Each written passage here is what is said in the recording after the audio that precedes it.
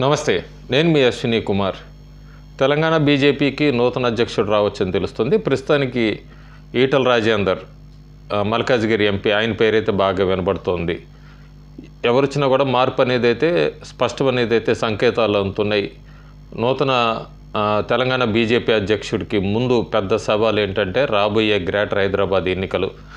దాదాపు 15 నెలల సమయం ఉన్నా కూడా ఫస్ట్ టాస్క్ హర్డిల్ కానీ ఏదైనా తెలంగాణ బీజేపీ అధ్యక్షుడికి ఉండబోయేది పరీక్షా సమయం, లిట్మస్ టెస్ట్ చెప్పచ్చు గ్రేటర్ హైదరాబాద్ ఎన్నికలు. ఎందుకంటే కాంగ్రెస్ పార్టీ అట్లాగే ఎంఐఎం కలిసే పోటీ చేస్తాయి.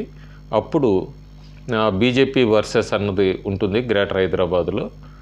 ఫస్ట్ మొట్టమొదటి పరీక్ష తెలంగాణ బీజేపీ అధ్యక్షుడికి అదొకటి ఉంటుంది. రెండోది, ఇప్పటికే చాలామంది ఎమ్మెల్యేలు, బీఆర్ఎస్ ఎమ్మెల్యేలు బీజేపీ వైపు చూస్తున్నట్టుగా తెలుస్తుంది. అయితే జాయినింగ్స్ తెలంగాణ బీజేపీ అధ్యక్షుడు ఒక్కరే తీసుకుంటారా నిర్ణయం, లేదంటే కేంద్ర నాయకత్వం బట్టి ఉంటుంది. ఇవన్నీ కూడా రాబోయే రోజుల్లో మనం చూడబోతున్నాం. ప్రస్తుతానికి మన తెలంగాణ లోక్సభ ఎన్నికలు 2024లో తెలంగాణలో బీజేపీ పర్ఫార్మెన్స్ ఎట్లా ఉంది? దాదాపు బీజేపీ అసెంబ్లీ సెగ్మెంట్స్ వారీగా చూసుకుంటే కనుక 47 అసెంబ్లీ సెగ్మెంట్స్లో బీజేపీ లీడ్ సాధించింది. మల్కాజ్గిరిలో అయితే 7 అసెంబ్లీ సెగ్మెంట్స్లో లీడ్ సాధించింది. చేవెళ్లలో, కరీంనగర్లో, ఆదిలాబాద్లో ఈ 3 లోక్సభ పరిధిలో ఒక్కొక్క లోక్సభలో 6 అసెంబ్లీ స్థానాల్లో లీడ్ సాధించింది. అట్లాగే నిజామాబాదు, సికింద్రాబాద్లో 7 అసెంబ్లీ సెగ్మెంట్స్లో 5 అసెంబ్లీ సెగ్మెంట్స్ లీడ్ సాధించింది. మహబూబ్ నగర్లో అయితే 4 అసెంబ్లీ సెగ్మెంట్స్లో లీడ్ సాధించింది. అట్లాగే మెదక్, జహీరాబాద్లో అయితే 2 అసెంబ్లీ సెగ్మెంట్స్లో లీడ్ సాధించింది. నాగర్ కర్నూలు, వరంగల్, హైదరాబాద్, పెద్దపల్లి వీటన్నిటిలో ఆ లోక్సభ నియోజకవర్గాలకు సంబంధించి 7 అసెంబ్లీ సెగ్మెంట్స్లో 1 అసెంబ్లీ సెగ్మెంట్లో లీడ్ సాధించింది. ఇంకా ఇవన్నీ కలుపుకుంటే 47 అసెంబ్లీ సెగ్మెంట్స్. ఉదాహరణకి పెద్దపల్లి తీసుకుంటే పెద్దపల్లిలో 1 అసెంబ్లీ సెగ్మెంట్లోనే వచ్చింది. అది ధర్మపురి అసెంబ్లీ సెగ్మెంట్లో లీడ్ సాధించింది. నాగర్ కర్నూలు తీసుకుంటే గద్వాల్లో లీడ్ సాధించింది. వరంగల్ తీసుకుంటే వరంగల్ ఈస్ట్ అందులో లీడ్ సాధించింది. హైదరాబాద్ లోక్సభ పేరు తీసుకుంటే మనం గోషామహల్లో. అట్లాగే జహీరాబాద్లో అయితే కనుక కామారెడ్డిలో, ఎల్లారెడ్డిలో ఈ 2 అసెంబ్లీ నియోజకవర్గాల్లో బీజేపీ లీడ్ సాధించింది. మెదక్లో అయితే మెదక్, పటాన్ చెరువు ఇవన్నిటిని కూడా అసెంబ్లీ నియోజకవర్గాల్లో లీడ్ సాధించింది. ఇంకా అట్లాగే మనం కొద్దిగా ఈ తెలంగాణ లోక్సభ ఎన్నికల్లో తెలంగాణలో ముఖ్యంగా మాట్లాడుకోవాల్సింది మెదక్ లోక్సభ నియోజకవర్గంలో ఇందిరాగాంధీ అక్కడి నుంచి గెలిచి ప్రధానమంత్రిగా ఆఖరి టర్మ్ అక్కడ చేయటానికి కూడా మెదక్ నుంచి గెలిచింది ఆవిడ.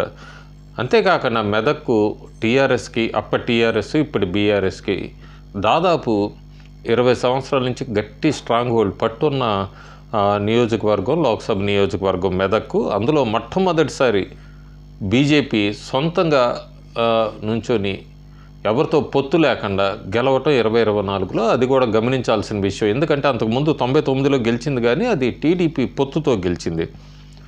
మల్కాజ్గిరి భారతదేశంలోనే అతిపెద్ద లోక్సభ నియోజకవర్గం. అది రేవంత్ రెడ్డిని, ప్రస్తుతం సీఎంగా ఉన్న రేవంత్ రెడ్డి అంతకుముందు అక్కడ గెలిచారు ఎంపీగా. అలాంటి నియోజకవర్గాన్ని కూడా మల్కాజ్గిరి బీజేపీ గెలుచుకుంటాం అనేది కూడా చాలా పెద్ద గొప్ప విషయం. అందులో 52% ఓటు షేర్తో కూడా. ఇంకొక ముఖ్యమైన లోక్సభ నియోజకవర్గం మహబూబ్ నగర్ గురించి మాట్లాడుకోవాలి. మహబూబ్ నగర్లో తెలంగాణ సీఎం రేవంత్ రెడ్డికి అసెంబ్లీ నియోజకవర్గం కూడా కొడంగల్ మహబూబ్ నగర్ కిందకి వస్తుంది. అలాంటి చోట ముఖ్యమంత్రి, కాంగ్రెస్ పార్టీ నాయకులు ఎంత ప్రయత్నించి ఉంటారో అనేది అర్థం చేసుకోవచ్చు. అక్కడ డీకే అరుణ బీజేపీ నేషనల్ వైస్ ప్రెసిడెంట్గా కూడా ఉన్నారు. ఆవిడ గెలవటం మహబూబ్ నగర్ తక్కువ మెజారిటీ 4500 ఓట్లైనా కూడా ఆమె గెలవటం అనేది కూడా చాలా పెద్ద విజయం కింద చెప్పచ్చు బీజేపీకి. ఎందుకంటే అక్కడ కాంగ్రెస్ పార్టీ పూర్తి శక్తి యుక్తులన్నీ ఉపయోగించింది. అయినా కూడా అవన్నీ దాటుకొని డీకే అరుణ గెలవటం కూడా మహబూబ్ నగర్ నియోజకవర్గం అదొక గొప్ప విజయం బీజేపీ గెలిచిన వాటిలో. చేవెళ్ళ గురించి కూడా చెప్పుకోవాలి. చేవెళ్ళ అర్బన్ ఉంటారు, రూరల్ ఉంటారు, అన్ని రకాల వాళ్ళు ఉంటారు చేవెళ్ళ లోక్సభ నియోజకవర్గంలో. ఒక రకంగా చెప్పాలంటే డైవర్స్ ఉన్న పూర్తిగా కాన్స్టిట్యుయెన్సీ అది. అన్ని రకాల అర్బన్, రూరల్ ఇట్లా అని చెప్పుకున్నట్టే వాటిలో కొండా విశ్వేశ్వరరెడ్డి 1,70,000 మెజారిటీతో గెలవటం కూడా బీజేపీ సాధించిన గొప్ప విషయం అని చెప్పచ్చు. ఎందుకంటే రూరల్ ఏరియాస్కి వచ్చినప్పుడు కాంగ్రెస్ పార్టీ మీద ఎక్కువ ఇది ఉంటుంది, పాజిటివ్ ఉంటుంది అనుకున్నారు. కానీ బీజేపీ చేవెళ్లలో పాజిటివ్ రూరల్ అర్బన్ అని లేకుండా మొత్తానికి బ్రహ్మాండమైన మెజారిటీతో గెలిచింది అక్కడ కొండా విశ్వేశ్వరరెడ్డి. అంతేకాకుండా 2019తో పోలిస్తే కనుక మనం 2024లో బీజేపీ ఆదిలాబాదు, కరీంనగర్, నిజామాబాద్, సికింద్రాబాద్ అవి నిలబెట్టుకుంది. ముఖ్యంగా తెలంగాణ రాష్ట్రంలో 119కి 8 మంది ఎమ్మెల్యేలు ఉన్న బీజేపీ పార్టీ 17 లోక్సభ స్థానాల్లో 8 లోక్సభ స్థానాలు గెలవటం, అది కూడా ఒక 5 నెలల కాల వ్యవధిలో అనేది కూడా చాలా గొప్పగా చెప్పుకోదగ్గ విషయమే.